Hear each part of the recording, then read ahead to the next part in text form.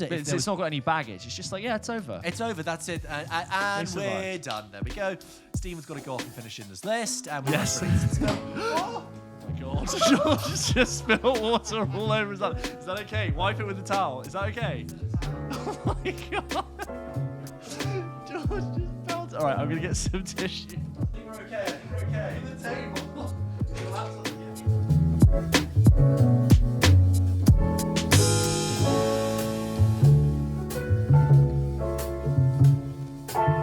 George, episode 26 of the show. Yes. We're still here. We're still going. What do you mean we're still here? Like that was Still here, yeah. like you're still here, George. I really wish you dropped out by now, and it was just me. We're back, and people are still emailing us. Look, don't say it like it's a bad thing. No, that's good. People continue. I get my phone, and sometimes I'm like, "Oh, someone send me a message. How nice." We did ask them to. We do ask them to, and if you want to email into the show, you can do by writing to hello@pulpkitchenpodcast.com. And yeah, should we just go straight into it? Let's This one is from Isaac. Hey, Pulp Kitchen. Hey. We've never been called by the name of the podcast before. No. It's usually fellas, lads, Gents, chaps. Yeah. And now it's Hey, Pulp Kitchen. Good afternoon, Pulp Kitchen. Yeah, I like that. Recently discovered you guys and love your podcast. Thank Isaac, you. Thank you. One of my favorite actors and suggestions for potentially underrated is Bruce Dern. Who's Bruce Dern? You do know Bruce Dern. He's Laura Dern's dad, and he was in most recently you'll know him in I believe Isaac's email continues to say, Once Upon a Time in Hollywood, Hateful Eight, and Yes, I know who this is. one scene in Django Unchained. In some ways, he's very rated by the film community, but by casual film goers, I can't imagine he's a name that means much to them. Any and every film he is in, I've loved. The Hateful Eight, Once Upon a Time in Hollywood, The Burbs, to name a couple. At the very least, every scene he's in, he's the best part of it. I don't know how underrated you'd consider him, but he's an unmatchable gem, in my humble opinion. All the best, Isaac. I mean, yeah, we just said. I now know exactly who that person is, and I could agree. Is he underrated? I mean, he is a good actor. I think Bruce Dern has been around for ages. He's been an actor for like 50, 60 years. You know, he's like really in his 80s now. I mean, he was in the 70s. He's in that film that Mark Kermode loves, Silent Running, which I've seen. It's okay. Interesting. It's okay. all right. Yeah. He's in that, and he's in the Robert Redford Great Gatsby. And he's just been in stuff. And he was in Coming Home, I think, the film about Vietnam veterans. He's just been in stuff. Yeah. Continued to be. But really, Laura Dern is more known to audiences. And we'll be talking about her later in the show. Oh, yes. This one is from Jonathan.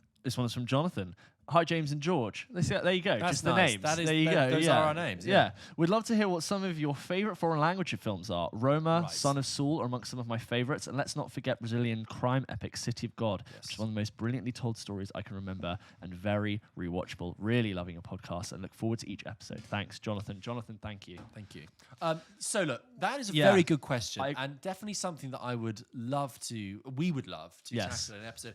I think the reason we haven't done yet, and correct me if you think differently, is that you've got to be careful how you discuss films not in the English language in a way that isn't completely binary and kind of myopic, because you run a danger as two English-speaking blokes to be like, oh, there's all these films that are in the English language, and then there's all these other films that we can just lump into the same category as non-English films. Yes. But really, you're talking about every other country on the world in the world making movies, right? Yeah. So it doesn't seem fair to in one episode just because they don't happen to be in English to talk about a film that's from Chile or from Poland or from Austria. You see what I'm saying? It's like when people say, what's your favorite indie film? And I'm like, well, what do we mean by indie? Exactly. Because that film you just talked about being an indie film was actually by a major distributor, and like A24 is not really indie.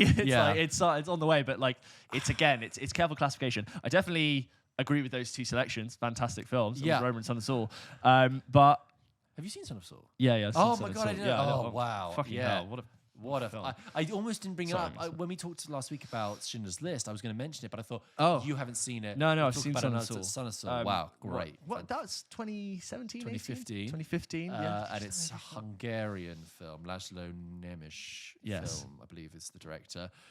Anyway. But so I think maybe as long as we caveat it with that, people understand that we're looking at it very much from an English-speaking person's point of view. Yeah. And looking at the rest of the world to see what's out there. And also then English, it might be okay. But sorry, go on. No, but so that's why we haven't done it yet. But I think it's something we would like to talk about in future. We've got to be careful, like, because English is such a predominant language in pop culture that if we were French, we wouldn't probably be talking about films as like, what's your favorite English film, or what's your favorite, like, because a film that's Dutch or Norwegian to French isn't necessarily in their category of films. It's just how we consider it. This one's from Katerina. Hi there. I love listening to your podcast, and I would love to hear your opinion on this. What movie will you be watching on opening night or first? Barbie, directed by Greta Gerwig, or Oppenheimer, directed by Christopher Nolan? I really hope I hear your response. And what's the date they both come? Isn't it July 1st, 2023? I think that's it? Could be. Nolan usually does a summer. I think it's July 1st, 2023. I've seen this being circulating on the internet. It's like, what are you going to do opening night? And this is classic. When there are really big films that suck up the box office, the multiplex, they take up half the screens in the multiplex, you always have, no matter how big the film is, counter-programming. And I remember when Force Awakens came out, which was one of the biggest films of that decade, Tina Fey was doing press for a comedy with Sisters. Sisters. And she was very much acknowledging on the Graham Norton show. She was like, I'm promoting the other film this month that isn't Star Wars, because no other films came out. They all just were like, nope. But it's a big thing because many people go, I don't want to see Star Wars. I want to see this. But that usually works when the films are of different sizes. But Nolan's big, but and I was just about to say, I don't think Barbie. It's definitely, I think, going to be presented as a counter programming, but I don't think it should be considered that. Yeah. But that's a tricky one because I want to see about 2 films in a week. I can see 4 films in a night. Yeah. Double bill. Should we do it? A double bill. Barbie in the morning. With breakfast. And then Oppenheimer in the afternoon. Afternoon. You could do 3 in a day, actually. Yeah. What else is coming out? Let's see what other things are counter-programmed for that day next year. It will be like Andre Dieu at live at the Sydney Opera House. What? You know, like they do the opera at the cinema. Oh yeah. Like the stage. Yeah. I don't know, but I think we can say we're keen to see them both. This one is from Joe. Hi, gents. Back to gents.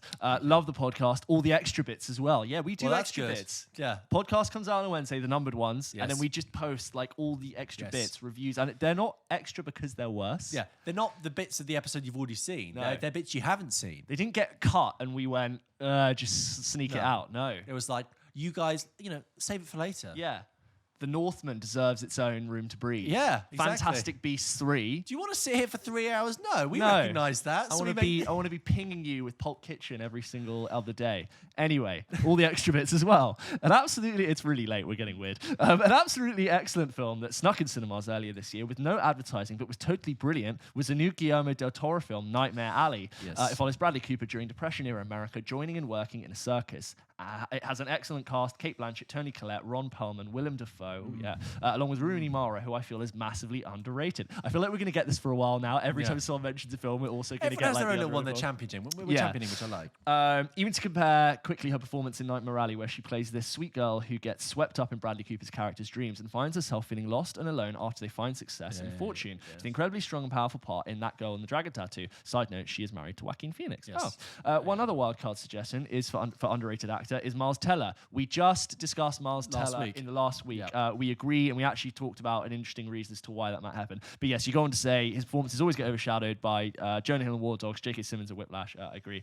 But yeah, keen to hear your thoughts, and that's from Joe. Okay, right. Thoughts. So let's start with Guillermo del Toro film, Nightmare Alley. I haven't seen that. It came out. There were posters for it on the tube, and I don't know anyone who saw it. And it's now on Disney Plus. Yeah. And it got nominated for an Oscar. But I really feel like it's one of those strange things where Guillermo del Toro won an Oscar for Shape of Water.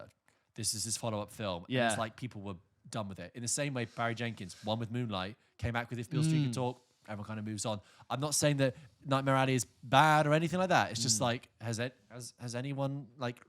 This sounds really bad, but I've got a big flight coming up, and I might load it up on the iPad and watch it. Is that really bad? I think Guillermo deserves better. What if I do it on the trip in the hotel room on laptop? Is that more appropriate? What am I meant to do?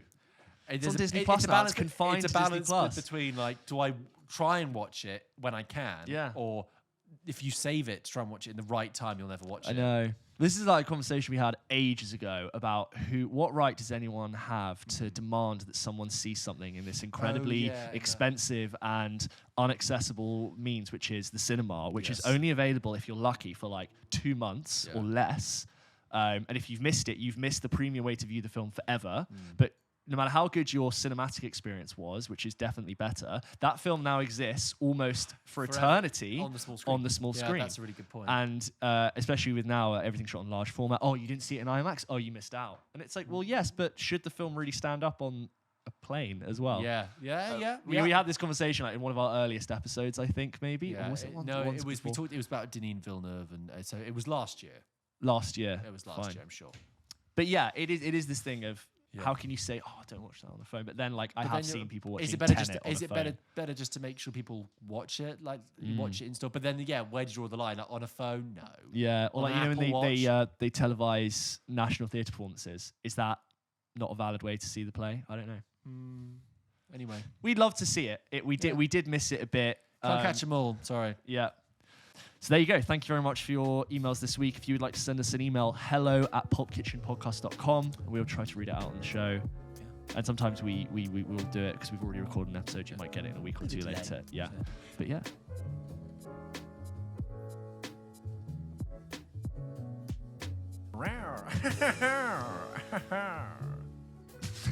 I'm trying to do the laugh. Yeah. Wow. So George, for better or worse, Jurassic World Dominion, the third Jurassic World film, is coming out in a few weeks. Yeah.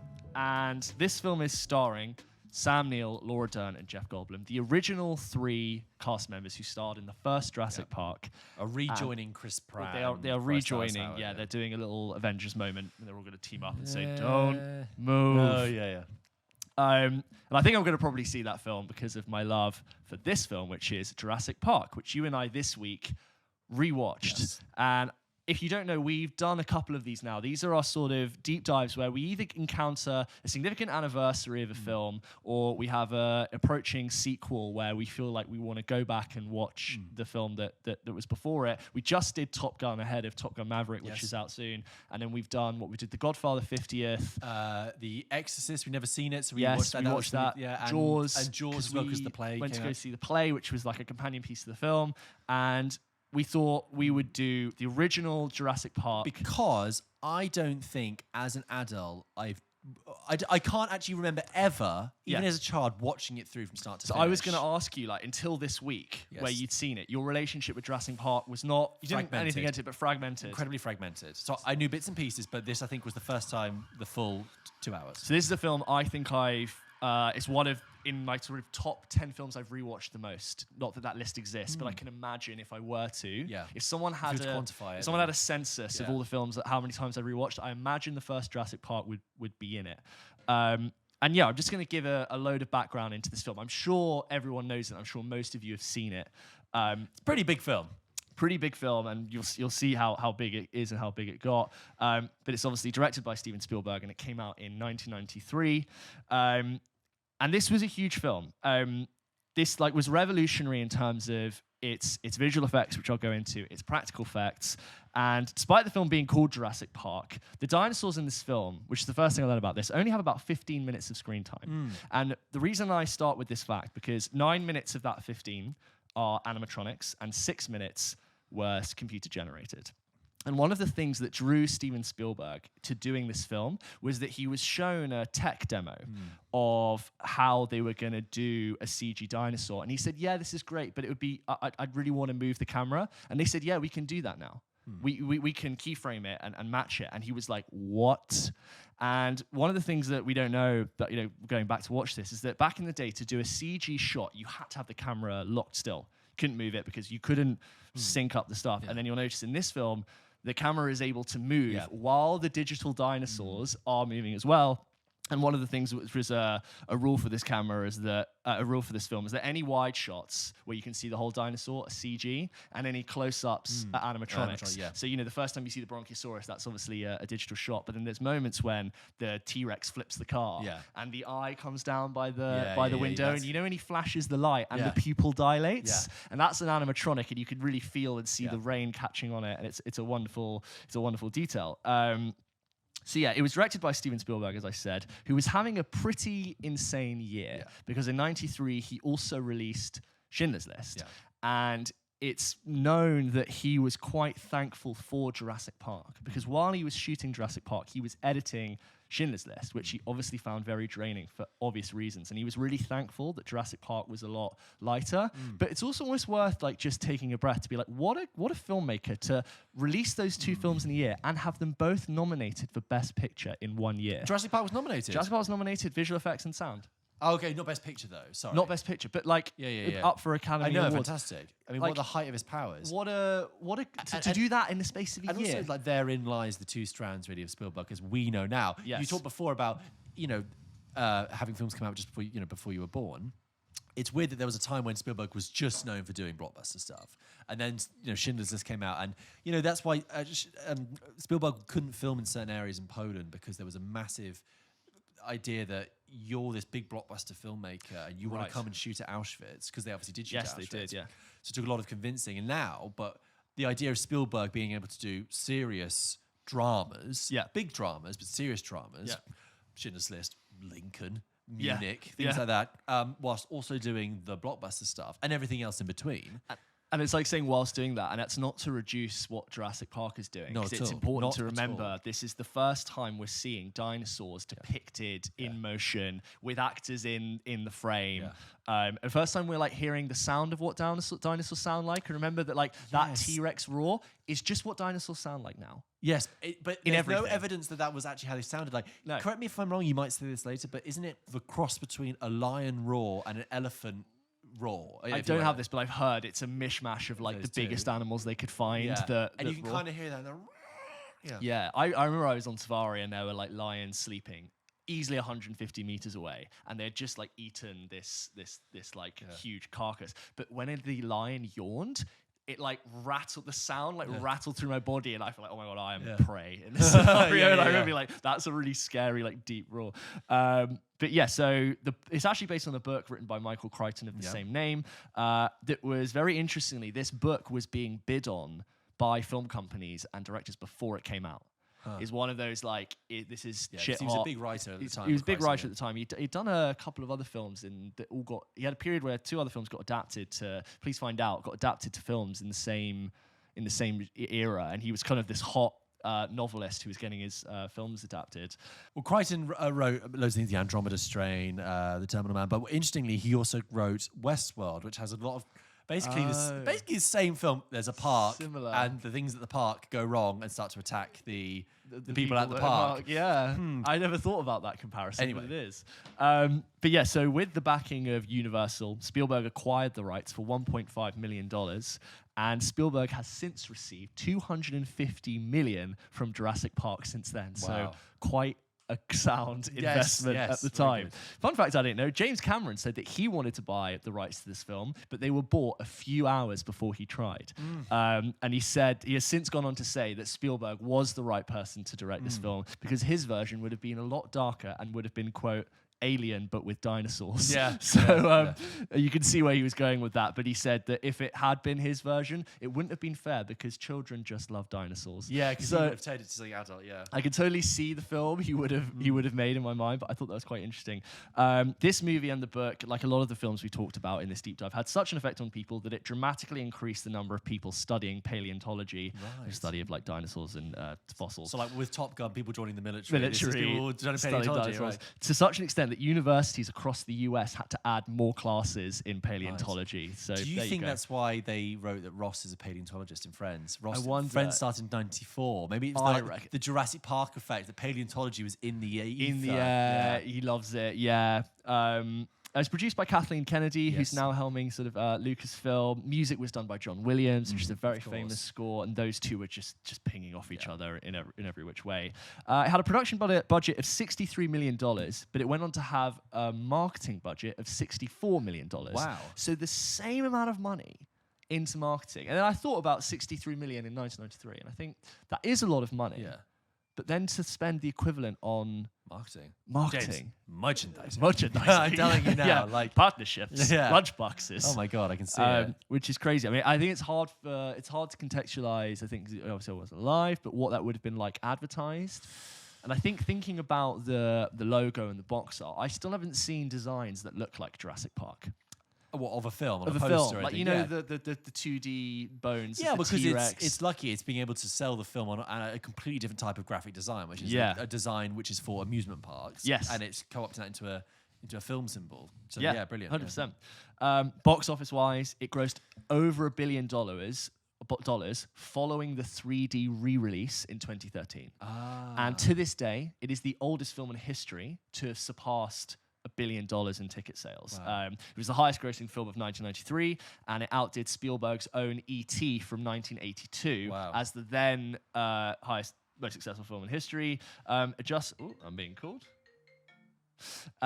Adjusted for inflation, it would hold that record until Titanic in 97, and then Cameron would outperform himself to do Avatar in 2009.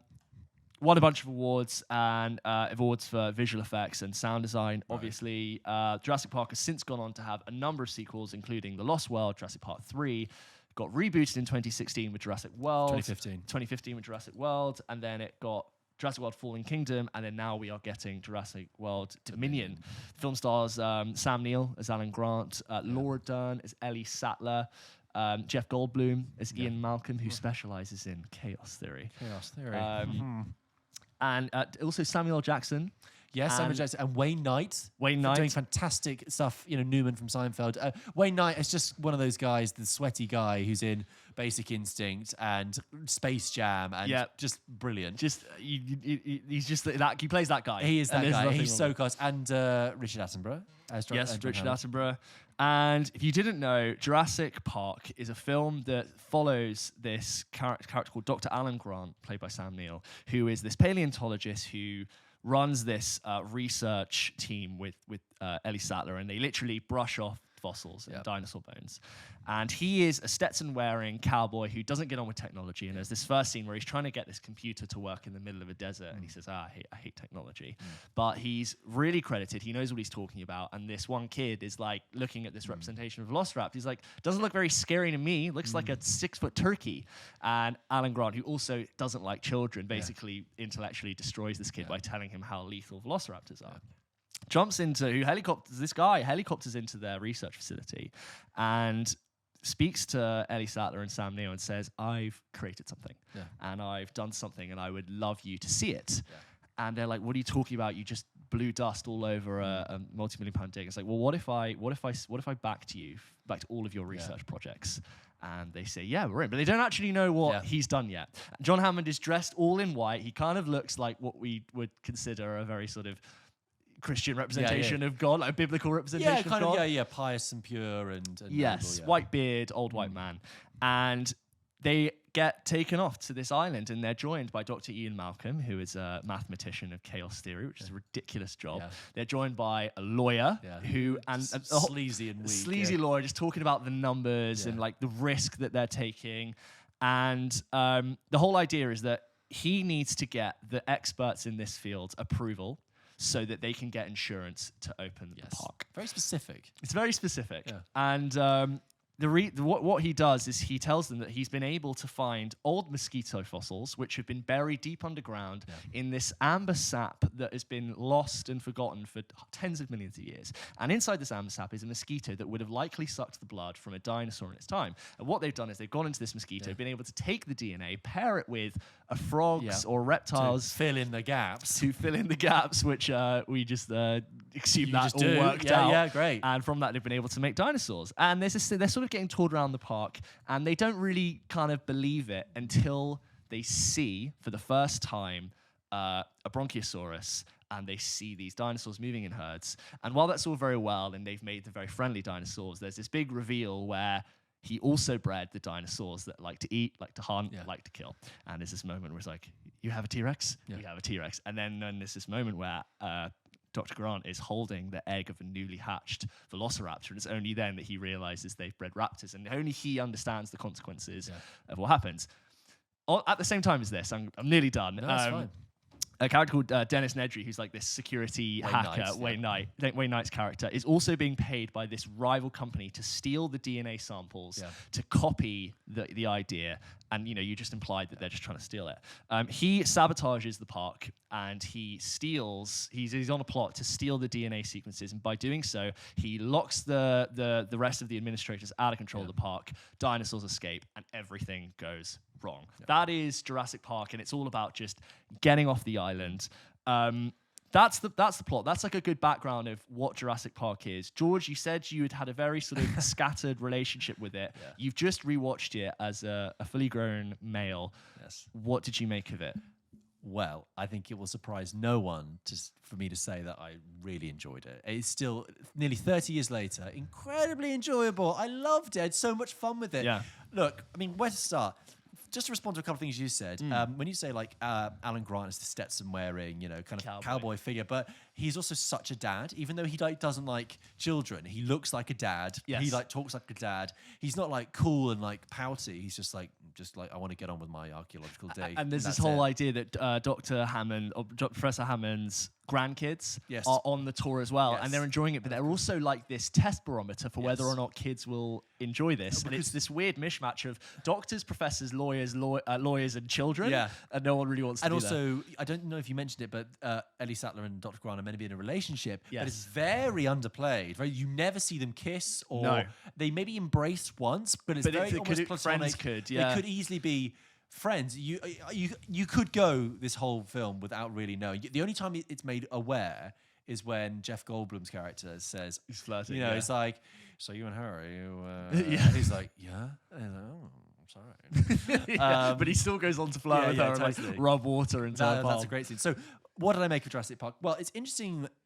Following our discussion about Jaws last year, when we did a deep dive, talking about Spielberg's career. So Jaws obviously was one of not the first, but one of Spielberg's first films, and we talked about how the constraints in that film honed him into being quite a sharp director and being very efficient, with being up against it on the Jaws shoe. And what I find interesting about Jurassic Park, because when you think about it, you think big dinosaurs, big scale. I was surprised how pared back a lot of the film is, and I think that is a secret to its success. You talked about how the dinosaurs only have 50 minutes of runtime. That actually makes total sense. So suspense for ages. Fantastic. You don't see one for ages. So what I love is you going into this film, you know it's going to be about dinosaurs, and that huge $64 million marketing budget probably helps. And then you have that opening scene where you have lines and lines of armed guards stood with shoot with strong spotlights, with the with the mist going through the beams, and they're all stood staring at the trees. And it's just sounds and shadows. Yeah, and something's coming through the trees, and it's very ominous. And the camera really exaggerates the physiognomy of the gamekeeper's face, the pointed face looking in the bushes. And then it's not a dinosaur coming through the bushes, which you expect it to be. It's a delivery of a dinosaur. And then the delivery goes wrong and someone gets killed, which is why they need to verify the insurance later on, actually. So that's an example of it being pared back. There's no spectacle there. And I think what stood out is that sense of of danger is now there because of that scene. A way of successfully instilling threat and fear in an audience but you only see a raptor's eye. That entire thing. I mean, it's basically and horror his movie stuff. Monologue later is when they look you in the eye, you can tell that they know they're reading you. There's an old rule with monster movies where you show the eye in the first bit, then you show a foot. Then you hear a sound, and then you see the full monster, right? Yes. And this Jurassic Park obeys those rules. But I find it interesting. The balance between threat and spectacle. Because when I think of Jurassic World Dominion and I haven't seen it, the trailer of the raptor thingy running through Rome or wherever it is, jumping on the makes me feel nothing. Yeah. But what I'm impressed by in Jurassic Park is how even when the dinosaurs are there, the interactions are incredibly tight. And folks, you think about that first T-Rex scene. The T-Rex isn't like unbelievable. roaming. I mean, I know he chases the Jeep later. Yes, but he comes in, and it's all about him interacting with this Jeep, with the children. He's knocking it. He sniffs it. His eye goes next to it. He's trying to figure out what's going on. Exactly. But the threat is very high, but the spectacle is incredibly sort of contained, and I think that's a really interesting balance that I think the later films lose. I think it's okay. That's outside. There's something outside. Honestly, that sorry, row is mental. I thought it was the door. It's interesting you talk about how you were surprised by how sort of pared back it was. And I think it's hard to remember that if you're just looking at the new films. Yes. Because, and I don't want to sort of go on a slagging match of the new ones, but they're not as pared back as they just threw all the toys out the box and said, what if this happened? Whereas the first one is very like contained, Should we just shut the windows? I feel sorry, it's a beeping. You go for it. Yeah, and a lot of this film is just people in rooms talking. Yeah. Particularly in the second act, it's really like, it's almost a bit stagey. The bit where they're in the bunker and it's Malcolm and Hammond and Ellie Sattler and the gamekeeper. It's just the four of them. Yeah. And Sam Jackson as well. And Sam Jackson. What I will say is, when things go wrong and the park like shuts down, I'm like, where are all those armed guards from the beginning of the film? Yeah. Like, it's like the park is run by 3 people. Yeah, it was like when that. When it all goes wrong, it's just Sam Jackson and everyone was on bank holiday. Yeah, I know. I assume the inference is that they're like scattered across the park and you can't communicate with them. Yeah, I think that was it. The communications were down. So I think that is what stood out for me. This kind of balance between big spectacle, but actually contained and pared down to tight moments. I think it's quite obvious that Ian Malcolm was meant to die at some point or get written out, because he has lots to say in the first half. And in the second half, I think he has about 2 lines. Must go faster. Yeah, and I was thinking all of his lines could have been said by another character. He just sort of like finishes people's sentences, Sure. And he's just there with his shirt open. Oh, that I mean, that's a famous memed moment where he's just sweaty, like I know, ridiculous. But I also loved other kind of details in it, like with I loved Hammond when things start to go wrong and he's eating the ice cream, which is melting. Oh, it's incredible. And he's like, when I first came down from Scotland, I had a flea circus. And he tells this wonderful tale, and Ellie Sattler sort of says, but it's not real now. It's one of my favourite shots is when it's all gone to shit, and he's just there's this wonderful shot where it just goes through all the pencil cases, lunch boxes, toothbrushes, toothpaste, all the merchandise that will now never be realised, and it's a wonderful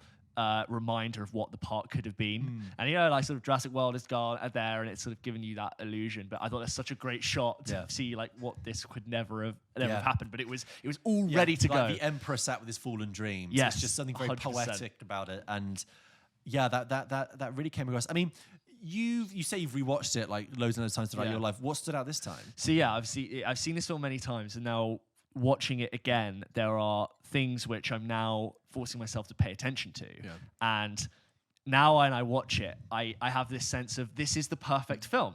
It's the perfect film because it's just clean. Yeah. Everything is what I would call, and what you said about him becoming a very concise and disciplined, efficient filmmaker. I don't think there is a single shot in this film that lasts too long. Yeah. There's not a single bit which feels rushed. Everything feels so planned out, and you can see the 3-act structure, and that's act 1, and it's the moment where he goes, how the hell are you gonna do this? And he goes, I'll show you. And that scene in particular is one of my favorite scenes ever because of so many reasons. Like, the editing is fantastic. It's this incredible reveal of the spectacle of the dinosaurs. You've got this wonderful sense where you actually see the scale of a Bronchiosaurus for the first time. But even before you do, the way in which they see it first. The audience hasn't seen it yet. Ellie Sattler is reading a book about what dinosaurs would likely have been, which is just completely irrelevant because there they are right there. And she's like, what? She's like, what is it? And then her face realizes, she takes her sunglasses off and it's just in this, just reacting completely. You then hear the footsteps of this dinosaur and this wide shot. They jump out the Jeep and the camera does this exact thing which I was telling you about earlier, where it's able to truck and tilt up to reveal the full height of the dinosaur. And the lawyer is saying like, we're going to make so much money. And Alan Grant, Sam Neill, is doing this amazing thing where he is basically floored by the prospect of what he's seeing, because I can imagine he's computing so much. There are so many consequences to what this means. And there's a moment where the music rises and he like looks right into the camera and like, da-da-da. And there's a great moment where he says, how did you do this? And John Hammond says, I'll show you. Yeah. And you can just know, like, we've introduced our characters, we've introduced the world, we know what's happening. And it's just, you've got Act 2 stuff now, which is more detail about the plot. And then you've got the moment where everything goes wrong, and that's Act 3. And it is so concise. And I think you being able to enjoy it just as much now as you would have done 20 years ago is a testament to how good that film is. I think nearly 30 years ago. I think but I was saying, like, you could have watched it. I think basically what the art of these kind of like a well-made blockbuster is to take a ludicrous concept and like reverse engineer it all the way back to like, how do I get an audience to engage with this and not reject this idea? Yeah. Yes. How can I get an audience to take this hook, line, and sinker without rejecting it? Almost like you're trying to get someone to eat something that's strange. And it's all those things, like when they see the Bronchiosaurus, it's like, why don't we show the face reaction first and that kind of thing. It's to get an audience all the way invested. And you see Spielberg doing it. Like, this is an art to get someone to believe in walking dinosaurs. Yeah. Okay. But you've talked to me before. You love the raptors, right? And it's seen like the it's one of those things where I think the T-Rex gets the cover on the poster, and the Bronchosaurus gets the big dinosaur reveal. But the villain in pretty much all of them, the dinosaurs that steal the show, is always the Velociraptors. And this is established from the first two scenes, right? You've got the first scene where the guy gets killed, and you get the stakes there, and then that scene when where Dr. Alan Grant destroys that little kid for being ignorant and tells him about the threat and how they, look at him. He would have been big, maybe 6 feet tall, but fast like a cheetah. And they hunted like wolves. And while you were looking at him, his two brothers have already got you, and you weren't paying attention. And you get immediately those are the stakes you're talking about. Yeah, with the gamekeeper. Yes, 100%. And he's like, clever girl. And he, even though that guy knew, he was still outsmarted. And that's why that scene in the kitchen with the raptors later is so good. The reveal of them opening the door handle, incredible. I love that. And that scene also, sorry, when you said it's like a horror film for kids, that's like something that in another film could be like a Disney Channel original horror thing. Yeah. But it's such an amazing scene when the raptors come in and she's trying to close the oven. And like, I mean, it reminds me of that scene in Aliens where do you remember that bit in Aliens where they're sleeping in the lab and it's her and Newt, and she wakes up and she just sees the empty I know I'm bringing back a film you haven't seen in a while. Yeah. The empty vase, which contains a face hugger, and it's just... Someone's put it in the room, and she's like...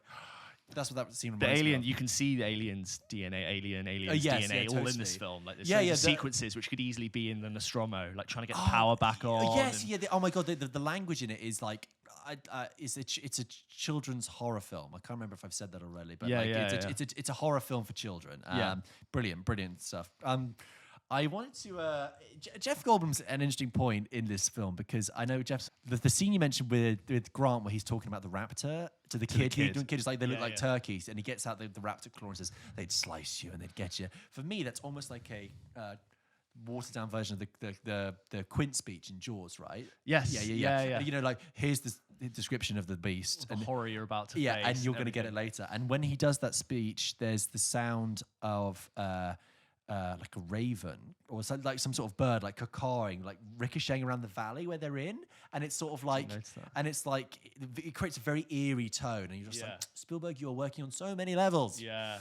But I wanted to talk about Jeff Goldblum because Jeff Goldblum is now like this very idiosyncratic figure in our culture, right? And he's everywhere. And he's got a jazz album, and he's in this and whatever. And he's a mathematician that's dressed like a rock star. Yeah, because that's what John Hammond says. Black leather pants. I brought scientists, you brought a rock star. But the idea was, of course, that he just wants to wear clothes that he doesn't have to think about. He just sort of throws on. Yes. I do know people who, I work with people who are brilliantly genius, but like chaos all over them because they live up here. They just and you get some people who are very lots of very successful people wear the same thing every day. Steve Jobs wore the same thing every day. Lots of top football managers wore the same thing. They don't have to think about it. Mark Zuckerberg he wears a blue t-shirt, blue jeans. Yeah, exactly. So Jeff Goldblum was in it. Ian Malcolm. Dr. Ian Malcolm as this chaos theoretician, and I like Jeff Goldblum. I think he works, and he comes at an interesting point because I want to bring up a film I watched last year with him in from the same era, from '93. Oh no, maybe '92 actually. Yeah, '92. So just before this was made, called Deep Cover with Lawrence Fishburne. And Deep Cover, it's like a crime film in LA, and Jeff Goldblum plays a lawyer who gets like embroiled in the drug world, and he goes from being sort of like an honourable guy to being kind of weird. And honestly, I think I said this at the time, Jeff Goldblum's performance is so strange in it. He delivers his lines like he's having an epiphany and forgotten his lines at the same time. So so he's kind of going, yes, well, let's do it. Let's go. That'll be very funny. And I'm like, Jeff, you can't be like this in all your films. Surely not. Anyway, then so when I watched him in Jurassic Park, I was like, you've just come off the back of doing that. Sorry. Also, just remembered my favorite line in the film is when they get off to help the injured, the sick animal, and Jeff Goldblum just goes, the massive pile of dung. There's just this huge pile of dung. It's this huge pile of dung. He walks over to it, and takes off his glasses, and he goes, wow, that is a ginormous piece of shit. That's a lot of shit. But I think it really works to have this someone who deals in chaos, to have this kind of chaotic about consequences, has this kind of chaotic repercussions. vibe. And then what works is that when Jeff Goldblum and Ian Malcolm has to talk about the consequences, he becomes very still, very delivers focused. This amazing line. Oh, you never thought if you should, but you never thought if you could. No, you're too focused on whether you could. You never thought about you should. You never stopped to think about whether or not you should. Things adapt. Life, it finds a way. It finds a way. Yes, and so he has that kind of stillness, and I appreciate him as a foil to Sam Neill in this. 100%, a brilliant foil. And the way he flirts with Ellie Sattler. To explain chaos theory, I'm gonna drop of water, see that slight imperfection. And the way in which he talks it, like in that scene specifically, feels really natural. It didn't feel like the dialogue. There's lots of little ums and ahs and things. Yes. They're overlapping the dialogue, and it genuinely felt like two people talking. It felt really natural. There could have been a very sort of hokey, and now we're going to get the science character to come in and say why. Oh no, but also to say why this is a bad idea, and the science person. But Goldblum's acting style makes it feel like he's actually figuring it out. You never really thought about it. It feels natural, organic. To the scene. Yeah, and he Jeff Goldblum is a big flirt, and you get him to flirt, and that scene just works. And there's a specific moment in Jurassic Park when they're all just in the Jeeps, and there's nothing interesting going on outside, so everyone's just talking in the Jeeps, and you get these wonderful little moments where like the kid is trying to interact with Alan Grant, and he's like, I don't want to be here. And then when they all leave and Jeff Goldblum's left alone in the Jeep for a bit, when they go to see the sick dinosaur, and he's like, and now I'm on my own, talking to myself. There's an amazing shot when is iconic when he's in the back of the Jeep being chased by the T-Rex, and he can see it coming. And there's this moment where the driver looks in the wind mirror, and written on the wind mirror, which is written on pretty much most like truck wind mirrors, is objects may appear larger than in real life. And the thing in there is a T-Rex, which I think is such an amazing attention to detail touch. It's clear that Spielberg thinks in imagery all the time. He thinks in cinema. With that, Yes. I did like he that is visual wit, and he's clearly just thinking about great images all the time, and also the Dilophosaurus, the ink one. That's like a horror. That's a horror idea. This blinding, this ink. goo, this horrible. And they establish it really early on in the film in this passing comment. Where's the Dilophosaurus? It is a dinosaur that, when used to protect itself, sprays poisonous black ink. And it's like just there so you know when that dinosaur's But we'll suspend it because it won't be here now, but you'll have to catch up with it later. Here's the stick. The stick, stupid. Go get the stick. Oh, God, yeah. The only thing I was thinking is I think it ends quite abruptly. I see what you mean. So they get saved by the T-Rex, very far-fetchedly, but the T-Rex just comes in, swoops at the Velociraptor as it's about to eat them. Yes. And then the other Velociraptors kind of attack the T-Rex, and then they run out, and they all get into the helicopter, and I assume everyone else at the park is dead. Yeah. Because they just leave them behind. They get in a helicopter. I don't know who's flying that helicopter. Just someone. And they just go across the ocean into the sunset. He's got the kids on them, on him. And he's of course learned to care with children. So now he's learned to care with the children, and she's looking at him like, this is great. And they fly away into the sunset, and it's directed by Steven Spielberg. And I was like, oh, that's it. That's it. There's no sort of clean up. There's no shot back to the island. At least in Jurassic World, they shot back to the island to show that the T-Rex was king. Yes. That? Were the Triceratops flying with them? Or is that a different film? I think that's different. I think you're thinking of the Avatar trailer. The new Avatar trailer. No, it's a bird flying alongside the helicopter. But it's not a dinosaur, and the whole point is obviously birds. There's a whole thing in the film they keep saying about how birds share more in common with DNA with dinosaurs. Yes. So maybe it's like a subtle thing that they'll learn to adapt. I wonder if it's not got any baggage. It's just it's over. It's over. That's it, and we're done. There we go. Steven's got to go off and finish in his list, and we must release this film. Oh my God! George just spilled water all over his hand. Is that okay? Wipe it with a towel. Is that okay? Is that a towel? Oh my God! George just God. All right, I'm going to get some tissue. We're okay. I think we're okay. On the table. Is your laptop again? Instant reaction. Yeah, it's fine. No, I've almost destroyed my laptop. But God, if that had been my laptop, I did look at that and I thought, that's precariously. I'm quite good at having water a good foot away from my laptop as a general rule. But with that in, no one was safe. Tissue is there? Oh, sorry, John. Top's cold. Yeah, you better give it an open. Yeah, you're fine. Yeah, I think you were very lucky. Yeah. Is my laptop okay? Okay. Okay, as you were, George. I'm keeping that in, by the way. I'm sorry. Anyway, we're back. Laptop is dry. Table is dry. I can't believe that happened. Actually. Just boom. Yeah. I knew your limbs would get you into trouble at one point because they just shoot off. God. Okay. I was going to say. It ends very cleanly. It's like, boom, Steven's got to go. That's going to happen. Boom. Steven's got to go edit Schindler's List. That is it. That is done. Do you not think, though, that there was ever an idea for a sequel that said that the canister that Dennis Nedry had, the fake shower foam that had embryos in it, would be rediscovered because you see it fall into a pile of mud that's then built upon? Yeah, and the water sort of flows over it, and it's sort of shown that it was left, yeah, and someone else could easily pick it up. Yeah, absolutely. Yeah, but it would have to have been preserved or something. I don't know, whatever. They'll leave that for another sequel. But anyway, I feel discombobulated now the water things happen. But back to it. Jurassic World then. I'm really glad I've basically seen it for the first time. Jurassic Park.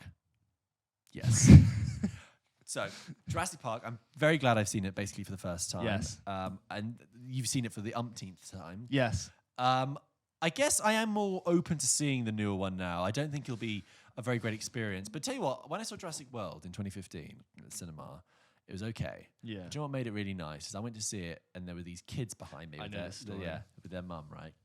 And I heard the kid throughout the film going like, whoa!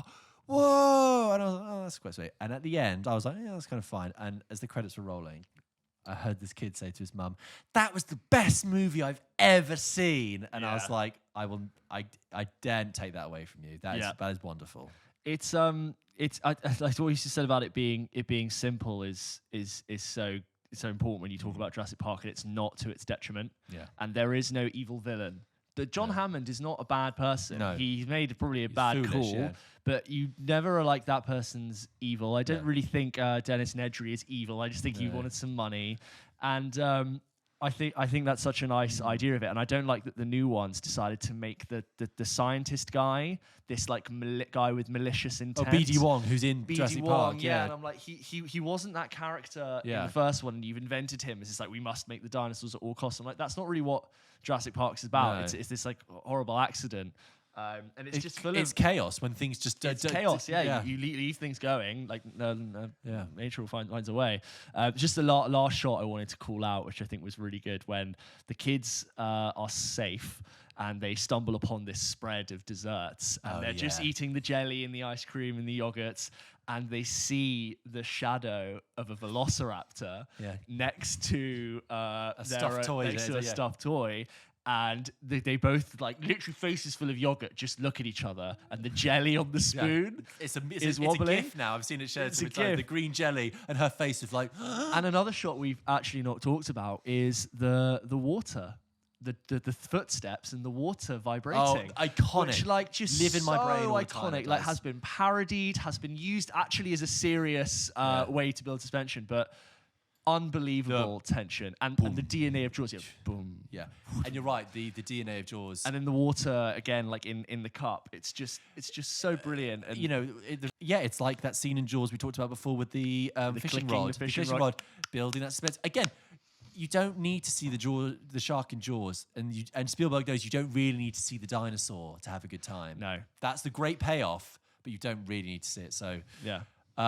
Great stuff, Stephen. Long may that film live on. Yeah. And if you haven't seen it recently, go and rewatch it and let us know your thoughts. Good. Or maybe you're a stalwart of it and you love it. Or I mean, maybe you don't like it, but I'd be surprised. I'd be interested to hear some criticisms of it that aren't, where are all the guards? There is one scene with the Bronchiosaurus in the tree when they're feeding it, the animatronic one, which that's a bit Disney. That could go. That's the only scene I thought this is. She gets covered in slime. Yeah. No, it sneezes on her. Yeah. Yeah, I think that scene is trying to remind the audience that not all dinosaurs are bad. Are they a Vegisaurus or was it Mediasaurus? Yeah, a Mediasaurus. Okay. And then it's a scene where like Alan Grant is connecting with the kids because now he's responsible for them, and she's having like a panic attack, and he's like, "It's okay." But yeah, I do what you mean. Anyway, but there you go. That is Jurassic Park. I feel like we've one thing I just remembered. Apparently, Jim Carrey was going to get cast as Ian Malcolm. Oh wow! What an interesting. And they said he was good, but he was just like too wild, I think. And there's something about Jeff Goldblum, maybe because he played a scientist in The Fly, just connected more. God, that would have been a different vibe completely. Yeah. Anyway, but yeah, that is Jurassic Park. I mean, even if you haven't rewatched it, I feel like we've given you a good sense of the context of that film, why it's fantastic, anything you might have missed, all those little details. We want to do many more of these deep dives. I don't think we've got any more in our heads, but we'll come back to them. Yeah. We're definitely going to do them. We both really enjoy just like talking about a film in depth because I feel like on this podcast we bring up 50 films a podcast, exactly, which is always really fun. A lot of ground, and sometimes it's nice to just come back to one and focus on one. We're going to discuss it. We're going to have rewatched it. It's all going to be fresh in our mind. Yeah. But yeah, let us know what you thought. Let us know your impressions of Jurassic Park. And yeah, thank you so much for listening.